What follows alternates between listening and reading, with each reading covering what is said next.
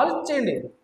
ఇల్లు శుభ్రంగా కడుక్కుంటాం, శుభ్రంగా బూజులు గీజులు అన్నీ తుడుపుతున్నాం, కానీ లోన ఉన్నవాడిని పట్టించుకోం, లోన ఉన్న బూజుని తులుపుకోం, లోన ఉన్నవాడిని కడుక్కోం. కానీ ఒకడో ఆయన అమూల్యమైన రక్తం ద్వారా కడిగాడు. నీ దేహమైన నీ ఆలయాన్ని ఆయన పరిశుద్ధమైనటువంటి రక్తం ద్వారా కడిగాడు. గుర్తుపెట్టు, ఆయన రక్తాన్ని, అమూల్యమైన రక్తాన్ని చెందించాడు. నీ అపవిత్రమైనటువంటి ఆలయమైనటువంటి నీ దేహాన్ని, మలిమైపోయినటువంటి నీ దేహాన్ని ఆయన అమూల్యమైన రక్తం ద్వారా కడిగాడు, శుద్ధి చేశాడు. అయినా కానీ నువ్వు మారకుండా నీ యథావధి స్థితిలో ఉంటే కనుక ఖచ్చితంగా ఒకరోజు ఆయన వస్తాడు. ఆయన న్యాయపీఠం ముందు నువ్వు తల దించుకుని సిగ్గుపడే స్థితికి నువ్వు రావద్దు. అందును బట్టి నీ దేహంతో దేవుని నువ్వు ఏం చేయాలి? మహిమపరచు. దేవుడు అందుకే ఇచ్చాడు నీ దేహాన్ని.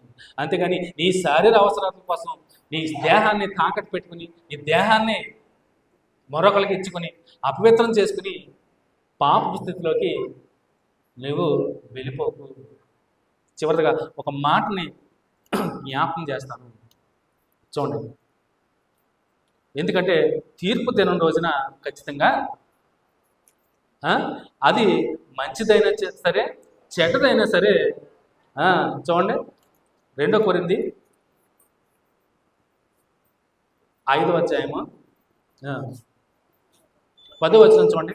ప్రతి ఒక్కరు కూడా హృదయంలో భద్రపరుచుకున్నటువంటి మాటలు, ప్రతి క్రైస్తవుడు కూడా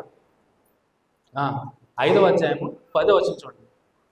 ఎందుకనగా తాను జరిగించిన క్రియలు చొప్పున అవి మంచిదైనా సరే చెడ్డదైనా సరే దేహముతో జరిగించిన వాటి ఫలమును, చూడండి స్పష్టంగా అండర్లైన్ చేసుకోండి, దేహముతో జరిగించిన ప్రతి వాటి ఫలమును, వెంటనారా, దేహముతో జరిగించిన ప్రతి వాటి ఫలమును ప్రతి వాడు పొందినట్లు మనమందరమును క్రీస్తు న్యాయపీఠము ఎదుట ప్రత్యక్షము కావలేను. గుర్తుపెట్టుకోండి, అండర్లైన్ చేసుకోండి. నీ దేహముతో దేవుని నువ్వు మహిమపరుస్తావో, నీ దేహం నువ్వు పాడు చేసుకుని క్రీస్తు న్యాయపీఠం ముందు నువ్వు నిల్చుంటావో, చాయిస్ ఈజ్ అంతే.